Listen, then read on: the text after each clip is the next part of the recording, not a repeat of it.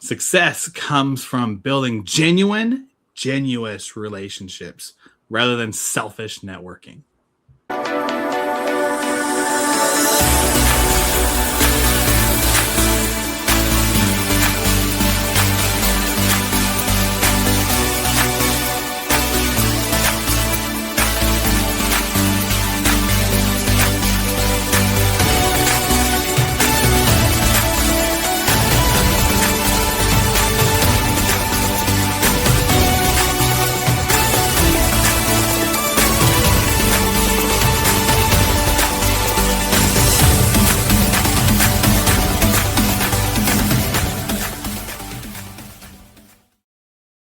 What's up, champions? Welcome to another episode of Champion Reads, where we talk about best-selling books and their best principles to help you out with your best life.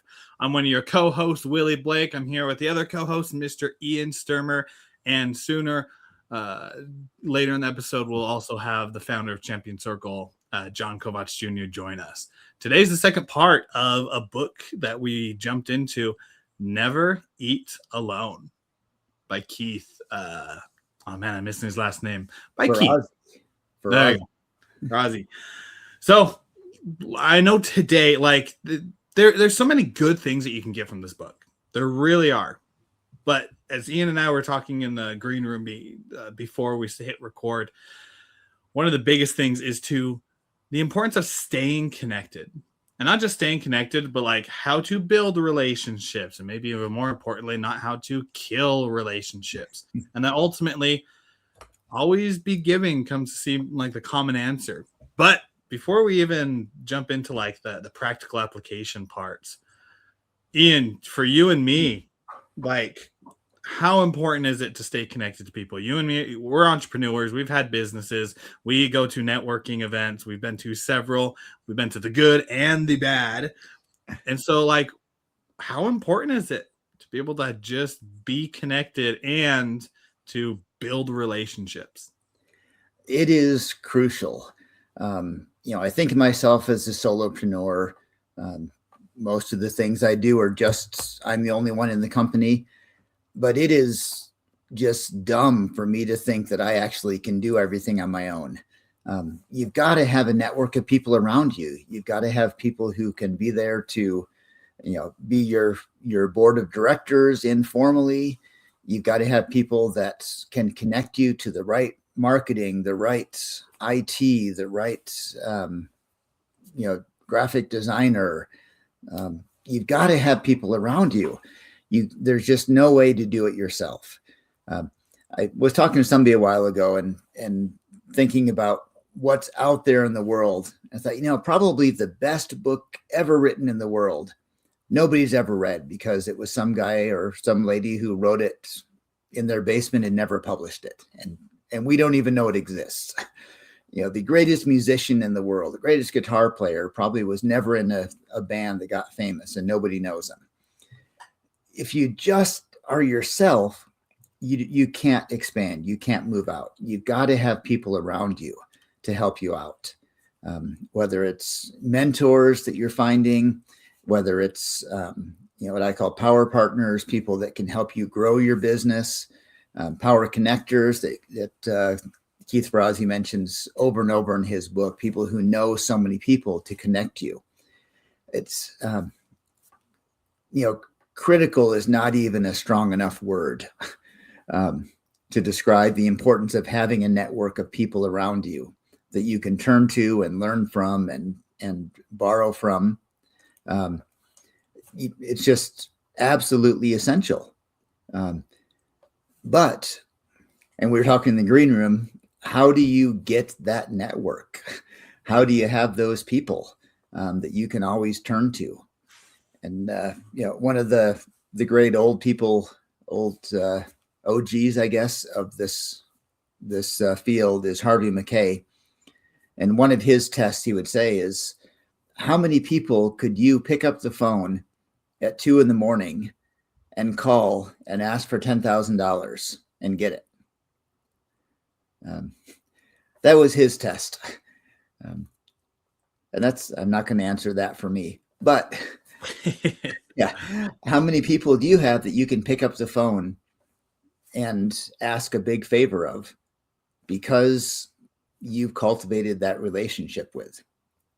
And I'm talking a lot here, but there's the difference: networking versus a relationship. Um, Networking is useless unless you're cultivating real relationships. So how do we get relationships? How do you build it, and how do you keep it from dying? Yeah. Not rhetorical. How do you do it, Willie? Teach me. Help me. Not rhetorical. Yeah. Like, it's just so important to build relationships. And if we're like to break down the word like relationships into what it is, it's just the way you feel about somebody else. That's really what it comes down to. Because I can feel certain ways that when I go to networking events and I meet some people who I met like once or twice, it's like, hey, you and I have this transactional relationship. Simply meaning like I give you my business card, you give me your business card. If I happen to think of somebody, I can send them to you. But really the question is of at most of those events of what is it that you do really comes down to, if we were honest, what value can you bring me? And that's just not a good way. Just not a good way to build relationships at all. Like, can you imagine if we do that to our customers or our clients, of going onto a call and just say, hey, what can you do for me? You're probably not going to have many things out there. But what do? We give them value. We give them opportunities. We give them lessons and wisdom, or whatever it may be that you are selling or giving away. You give it to them. And it's that giving, that's that building relationships. Because like you said, even if it's not like calling up in the middle of the night for $10,000, what if your car broke down? What if you're heading back from somewhere and your car broke down in the middle of nowhere, but you still had cell reception? Who can you call that will pick up their phone because they know you called and drive out to help you? Those are the people who are in your, you can say, inner circle. Those are the people that you build relationships with. And the more that you have of that, oh my goodness, if you have a list of contacts in your phone in which if you just call them up, they'll come to you, how rich your life is. It's not just connecting, like how rich your life will be. So man, it's so important to have that relationship and really just to feel good about other people, and even more importantly, have other people feel good about you, that you're not just in there to get their money or get their service. You're actually there for their human side too. And I think that's the key to it. You're there for the human side, not just relationship wise, or sorry, not just transaction wise. You're there for relationship. You're not just reaching out to ask for a business or ask for even a referral, but you're there to give, and giving is giving yourself, not you have to give them a referral, give them something else, just being human. Keith Ferrazzi gives a great example in the book. He travels a lot. He says if he goes to a city, he'll look up and see who he knows in that city. And he'll send him a message saying, hey, I'm in Chicago and I remembered you were out here. I don't have time to get together now, but it just made me think about you. Hope you're doing well. And that was it. And so, what a great way to reach out. I love LinkedIn because it shows birthdays and work anniversaries and new jobs, and it provides a way to reach out to somebody and just say, hey, wishing you a happy birthday. If I were smart, I would look at the ones coming up next week so I could send them a card, but at least the same day, to be able to see these events in somebody's life.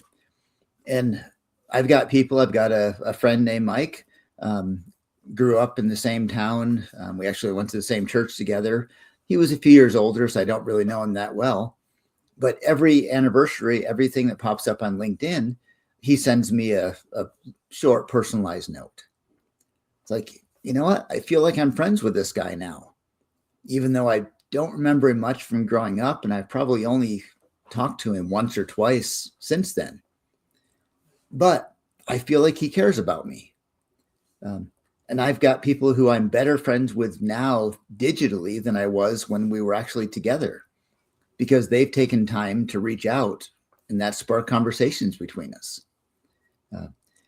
Amazing world we live in, where these opportunities are there to be human, to just talk to somebody. And you know what? Maybe I just dawned on me, I need to go have lunch with Mike, who now lives half an hour away from me, because, well, one, because I should meet with him, but also he's a guy who probably has a lot of great connections for me, and I should cultivate a real relationship and then see what happens. Not hope to see what happens so I can cultivate a relationship. Yeah. Yeah. We talked about like the reason why it's important to stay connected. But then there's the other side of how do we keep relationships from dying? Now, I want to do a fun little thing with you, Ian, of you and I just go back and forth with each other of ways in which we can build relationships and ways to be able to keep it from dying. But before we even get into that part, how do you keep like how do we, what does it look like? I'll preface it with that. What does it look like when a relationship is dying? And I'll answer first and then turn it to you. But like, what does it look like when a relationship is dying? What it looks like is when you send a text, they send a text maybe like a year later. It's whenever you give them a call, they don't answer because they know the only times that you call is when you are asking for something. So that dying comes from always asking for something and not giving enough to be able to really supplement it. I think of Gary Vaynerchuk. I think of Alex Hormozy. I think of like the big great ones who are out there doing it. They have their conferences, they have their webinars and events that they hold, and they blast those events, and you see ads for them. If you're on their email list, you get, goodness gracious, dozens of emails from them. But it doesn't feel like they are just asking, because beforehand and throughout the rest of the year, they're giving you free content. You go to their profiles and they're just giving you their thoughts and wisdom and value. They're jumping on different calls with people so that you can be able to see what's going on, see how like you can go through a challenge. They go through their own frameworks and they just give it to you for free. Like they have resources that you can jump onto without having to pay for it. And like they just give and give and give and give, so that when it's time to ask, it doesn't feel like, oh, they're just here to ask me for something. But it's they've built so much trust. And I think that's a word we haven't used yet, but they've built so much trust with us because they just have given so much, and it was good stuff that they gave, that I can be like, okay, I don't have any harmful or negative feelings towards them because they've given me so much. And now that they have an event, I want to support them. I want to go and learn more about what they have going on. But on the flip side, when it comes to the dying part, how does it look like? It's like that continual asking. You're taking out of the emotional bank account. You're taking withdrawals with never depositing money back into it. And eventually it's going to be overdrawn. And eventually when it's overdrawn, it goes into emotional debt. And then at that point, it's like, this isn't a relationship to really keep on. And so you delete the bank account per se and move on. I'd love to hear from you, Ian, about relationships and how to keep them from dying and what dying is in a relationship. Yeah. Well, I was feeling guilty through part of this. So I moved to Utah a few years ago, and turns out I have a lot of friends out here, and I have not reached out to them. And I have an event coming up. Well, we have an event coming up. That, okay, I should invite these people to it. I mean, dang, do I want to be that guy that reaches out? Hey, we haven't talked in 15 years, but I got this thing coming up I'd like to invite you to. Like, okay, that means my relationship has died. I'm trying to resurrect something. And I'm not going to do this, but if I went to ChatGPT and said, what is the most common opening line I have in my text? I'm pretty sure it's going to come back with, sorry for the late reply. Or it's been a while, but, and those are two phrases that I should never have. None of us should, but I need to get rid of those because they should not exist. We shouldn't have those situations. If somebody is important enough to invite to an event you're doing, or to ask for a referral, or to even share a business thing with, they should be important enough to carry a relationship first, not reach out when you need something. That's, you shouldn't have to cold call people you know. And it's turned into that with some of these people that I used to be friends with, and I haven't maintained it. And now when I call them up, it is really a cold call rather than a warm call. So I need to change that. And the longer I wait to do it, the more awkward it becomes. So now I'm saying, hey, I feel really bad that I've been in Utah for a few years now, and I haven't had lunch with you yet. I need to fix that. And I'm hoping that's sounding better. Correct me if you think of a better idea, let me know. Or readers or listeners can put it in the chat. But yeah, don't let it get to a point where it's awkward to reach out to somebody that should be a friend. Reach out to them first. Not because you need something, not because you want to sell them something, not because you're looking for a referral, but because you want to build a relationship. Yeah, just because you want to build a relationship. That's it. And let's be honest. A lot of time, like, there are a lot of people in this world.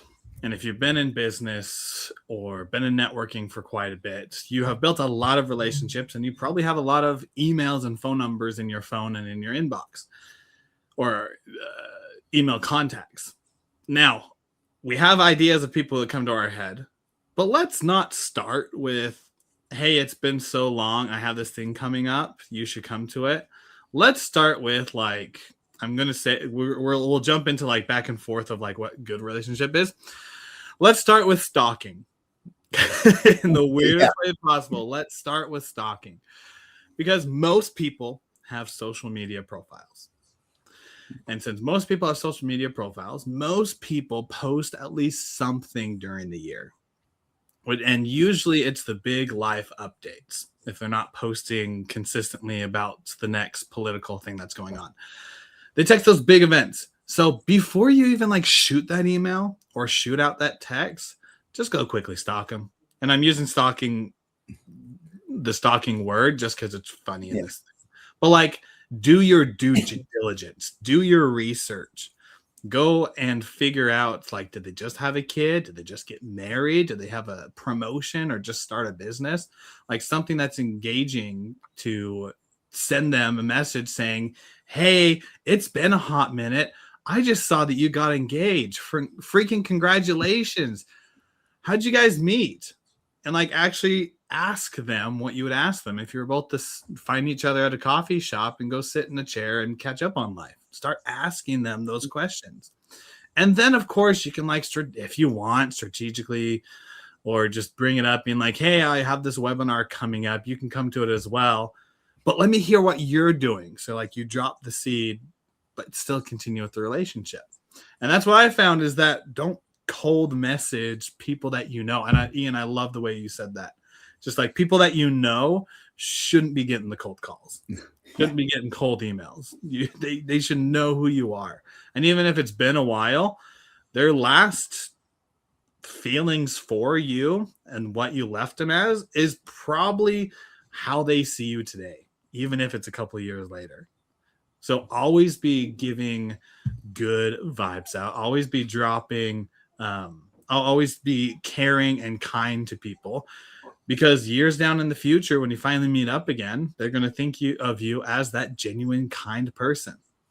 instead of that person of, if you only send them those text messages when things that you want come up, that when they see you in public, they're like, oh, I don't know if I want to go talk to Willie because he might ask me for something. So I'm just going to pretend I didn't see him and walk away. So that's one of my tips. What's a tip from you, Ian? Yeah. I love the stalking thing, and I'll give another negative example for myself. I've got a friend who's tread lightly, Ian. Tread lightly. We got a friend who, again, lives an hour away from me now. We used to be in California together, and now we're both out here in Utah. And I was thinking, oh, this would be a great connection for a friend of mine. But I just hadn't followed up with him. So I sent him an email saying, hey, we'd love to, we're close together. We just haven't met up lately. I'd love to have lunch with you. Okay. I didn't cyber stalk him first. So first of all, he's no longer with the company that would have been a good relationship for my other friend. So now they're not a good connection business-wise. So there's one thing I should have known beforehand. I should have at least looked up to see what his current job was to make sure he didn't change it. Second one, he goes, oh, I'm traveling right now. I look on Facebook, and yeah, his wife has been posting that they're on like this month-long tour through Asia. Yeah, I should have known that. Before I reached out and asked him to lunch next week, I should have realized he was in Japan. Would have taken me only a couple of seconds to check those things before I reached out to him. Now, I still want to get together with him because he's a great guy and would love to catch up no matter what. So, we're still going to. But I didn't take the time. I just assumed because I was where I was, he would be wherever I thought he was. It showed that I didn't put the effort in to care about somebody else, to see what's going on in their life before I reached out to him. And it doesn't take that much effort. It happened with another one. I had a friend who owned a restaurant in Milwaukee, and I happened to be traveling through there. So I went to the restaurant, asked the staff if he was in. They said, oh, no, he's not here right now. So, okay, no problem. I messaged him later with a little picture of me in front of the restaurant. He goes, yeah, I remember that restaurant. We had a lot of fun there. We actually sold it like 3 years ago. Oh, great. Here's me again, not putting forth the effort. And that's maybe the key. If you've got to put a little bit of effort into it to show that you care about the person. Messaging them, great. Wishing them a happy birthday, work anniversaries when they pop up. But if you're going to message just a little bit more than that, check and make sure that you're messaging about something that's still relevant to that person. Otherwise, it shows shows you're not putting forth the effort to care about them, and that'll kill a relationship. If you're not caring enough to keep up with them, then it sounds like you're just trying to get something out of them. And you got to give, not take. Yes. Let's give one more practical tip, and then we'll leave the listeners with a challenge to go and be able to not die of their relationships, but be able to connect better. So the other tip that I have is remember their freaking name. Now, this is in the beginning. This is not like after you've known each other and as you reached out and such like that. But when you're out there going and starting and you meet strangers that turn into acquaintances and then hopefully friends or partners, remember their name. Remember their name. I can't tell you how many people after you meet them the first time that I'm just like, crap, what was their name? So I take two routes of, I never want to go up to them and be like, man, I forgot your name. So it's either just like, hey, you, how you doing? Hope everything's going well. I remember, and funny enough, you remember what they do or you remember something special about them, but you don't remember their freaking name. So I either do that or I go to somebody else who might know them and say, hey, can you remind me what their name is? I know, bad thing. But since then, I've learned different ways to be able to actually remember names, because the single most important word to a person is their name. if you remember their name, that is pretty much instant credibility and trust with you to be able to, like, when you meet them a second time or a third time, you go up to them and be like, hey, Mark, how you doing? We met back at the event a year ago. How are things going with your business? And like Mark in his head is just like, I don't even remember your name, but you remember my name. Wow, that's something special. So many people forget my name. And so when you remember people's names, it builds credibility and it builds trust. Now, I'll give a quick snippet of how to remember people's names. That works well for me. I do like a whole like little visualization thing. I learned from Jim Quick that it takes about 7 seconds. Once you learn someone's name, you got to do something in the 7 seconds or it's just going to go away. So one thing I do is if I hear the word, let's go back to Mark, then I think in my head of the face of Mark, because I know faces, and like he has a check mark on his head. So now when I see him, I'm just like, okay, what was his name again? That little visual thing of, oh, it has a check mark on his face. Mark, that's his name. Hey, Mark, how you doing? Or if it's someone whose name like Abigail, I go and I see them the second time, I think, or the first time I'm like, oh, my kid's name is Abigail. So I like match my kid. And so I matched like one of my kids and her just like playing with like some blocks. And so that visualization thing is in my head, to which then the next time I see her, I'm like, what was her name? Oh, I remember her playing with my kid, Abigail. Abigail, how you doing today? And like that little quick visualization of within that first 7 seconds helps me to be able to remember people's names. Now, a little second part to that is you can also just say their name multiple times as you're having a conversation. So it's like, hey, Mark, how you doing? Mark, tell me what you do for a line of business. Tells me what he does for business. Well, Mark, that's really cool. I absolutely love that. What are some passion projects you're working on? Oh, Mark, that's really awesome. So you're saying the name over and over again to cement it in your head so that you remember it. And it makes them feel important because what's the number one thing? What's the number one word in most people's lives? Their name. Yeah. That's it. Their name. I was listening. I got it. Yeah. Yeah. Okay. Second Ian, most important word is chocolate. No. Okay. Second, yes. Chocolate, yeah. For sure. That I need to pay close attention there because I struggle. I follow along with the great W.C. Fields. I can never remember a name, but I always forget a face, which people don't always listen all the way through that. I get, oh, I'm the opposite. Yeah. But yeah, names are huge. I'm going to give 2 examples real quick for ways to do that as well. I went to a networking meeting one time, met a guy named George, set up a one-on-one, got over to the coffee shop. George comes in with a thick 3-ring binder. And not the first thing he said, but early on in the conversation, so who do you need to know to help your business? So I threw out a job title that fit. And it turned out that thick 3-ring binder he brought in was full of business cards. And he flipped through and said, oh, this is the guy you need to meet with. Let me give him a call. Thought, perfect. This is a guy who met with me. And first thing he wanted to do was introduce me to people to help me out. I think that's a great way to do it. Whether you have a 3-ring binder or you just have your virtual Rolodex on your phone, start out saying, how can I help you out? And may not always be connecting, but since we're talking about the book, Never Eat Alone, which is all about connections, who can you connect people with?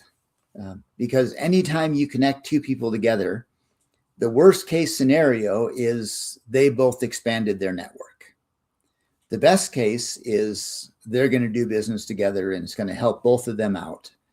And selfishly, you're going to be remembered as the one who made that happen. And there's people in my life that I'm thankful for because they just happened to introduce me to the right person. Like George, who actually introduced me to the right person that expanded my business. And it's only because of George that happened. Otherwise, I would never have met this other guy. So first one, be ready to give at the very beginning. And connections are a currency that we can give that grows and grows. It's not a finite group. Every connection we have grows to more. And if you don't believe that, go into LinkedIn and you can do a quick search of find out how many first generation connections and second generation connections. And I figured out I'm not a huge first generation connection. I've tried to make people actually know. I've got about 1,000 first generation connections on LinkedIn, which translates to about 800,000 second generation connections.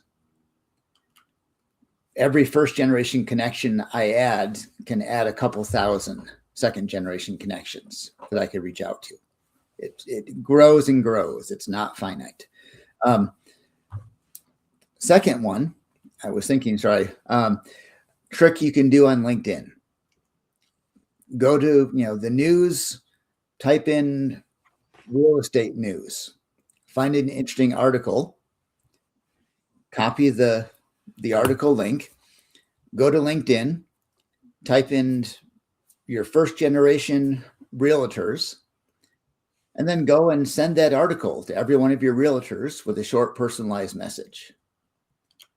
Hey, Steve, saw this article, thought it might be interesting to you in your line of work. Hope things are going well, Ian, and send it. You're giving. You're not saying, hey, Steve, you might want to buy my product. Haven't talked to you in a while. Just give. So that's really the secret. Be genuine in giving and things will happen. That's what it comes down to. And that's the challenge for you listeners, is that look at the relationships that you have.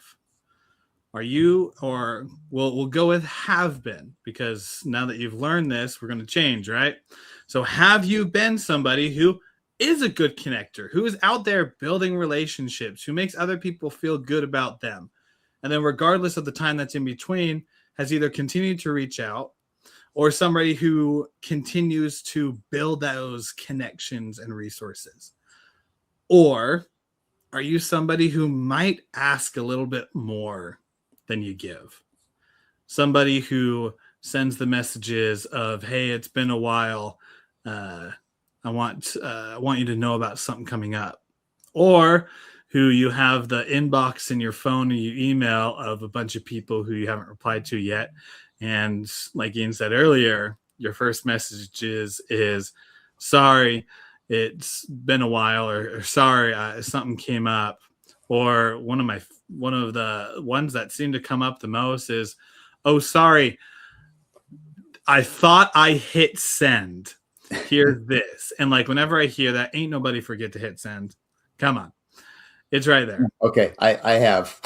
Oh, have you? Okay. Yeah. Okay, maybe that's just my judgment then. But if you're one of those people, then let today be the day to start changing and building relationships. And just like some of the tips that we gave of either remembering the name or reaching out and doing a little bit of research, even for a few seconds before you send a text. Doing those things are going to help you to build that emotional bank, to connect with people more, and to strengthen the trust and credibility that you have for other people. And then the challenge probably with that is find one person that you can do that with today. It could be somebody new or somebody in your contacts. Figure out one person you can do with that today. And let today be the day that you start building genuine relationships. And with that, wraps up this episode of Champion Reads. If you found inspiration in this, go ahead and subscribe to the podcast. You can find us on your favorite podcasting platform, as well as you can go to our website, mychampionscircle.com, and there you'll be able to find the link to our podcast, link to all of our socials, as well as everything else going in the Champion Circle universe. Until next time, continue to be the champion in your own life. Continue to be the best version of yourself. And always remember that it is more important to be genuine and to build relationships rather than be sleazy networking. So go out and build those. And we'll see you on the next episode of Champion Reads.